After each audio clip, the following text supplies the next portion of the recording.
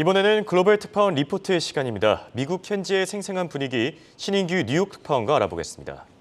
자, 지난주 증시 변동률을 보면 S&P 500이 무려 4% 오르면서 이 좋은 흐름을 나타내고 있습니다. 6월 이후에 최고의 성과를 나타내고 있는데 이 좋은 흐름 오늘까지도 지속됐거든요.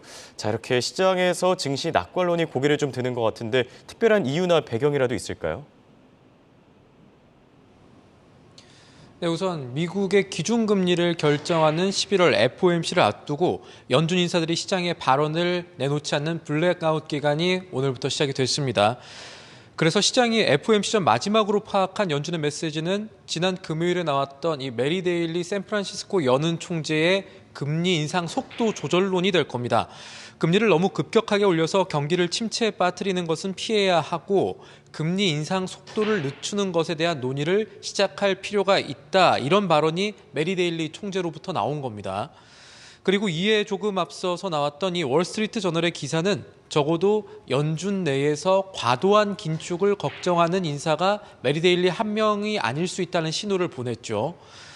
오늘 핌코의 전 이코노미스트인 폴 맥컬리는 메리 데일리 총재의 발언을 인용하면서 미국 경제가 보다 완화적인 통화 정책으로 갈 수 있는 변곡점에 도달하고 있다면서 12월 기준금리 인상이 50bp에 그칠 수 있다. 왜냐하면 시장에는 75bp 인상 가능성이 좀 있었거든요. 50bp의 기준금리를 75bp 대신에 인상할 수 있다. 이렇게 말하기도 했습니다. 현재 미국 증시는 작은 파티를 하고 있다는 발언과 함께 했습니다. 연방 기준금리 선물 데이터 보면은 12월에 연준이 기준금리를 75bp 올릴 확률이 현재 54.6%로 가장 우세하지만 아까 말씀드렸던 폴 맥컬리가 힘을 실었던 50bp 인상 확률도 43.2%에 이르고 있습니다. 이런 흐름들이 오늘 마감했던 미국 증시를 읽는 긍정론의 하나가 될 수가 있겠고요. 골드만삭스도 경기 연착륙 가능성을 65%로 본다는 메모를 내놓은 것 역시 관련해서 생각해 볼 수가 있겠습니다. 골드만은 앞으로 1년 동안 경제가 침체에 빠질 확률을 35%로 설정을 하고 현재까지 성장 둔화와 노동시장 리밸런싱이 예상보다 잘 진행되고 있다고 평가를 했습니다.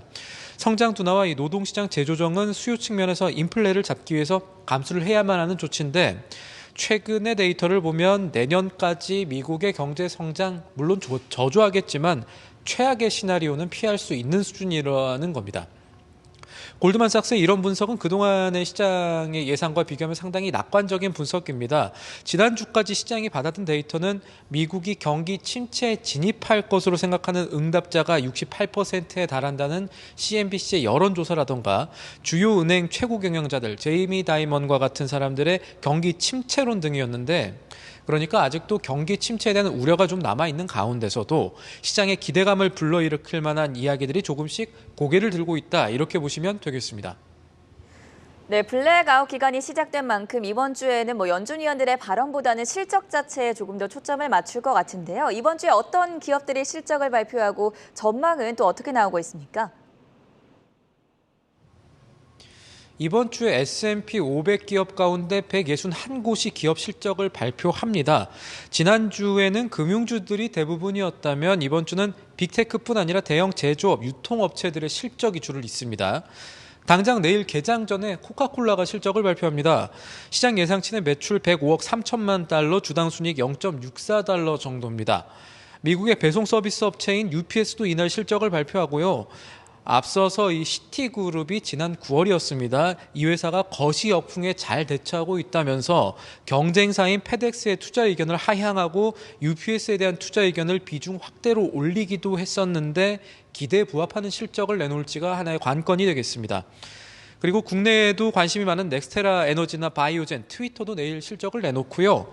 장 마감 이후에 내놓을 IT 공룡, 구글의 모회사 알파벳의 실적이 이번 주간 미 증시에 영향을 전체적으로 행사할 수 있을 만큼 중요한 부분이 될 겁니다.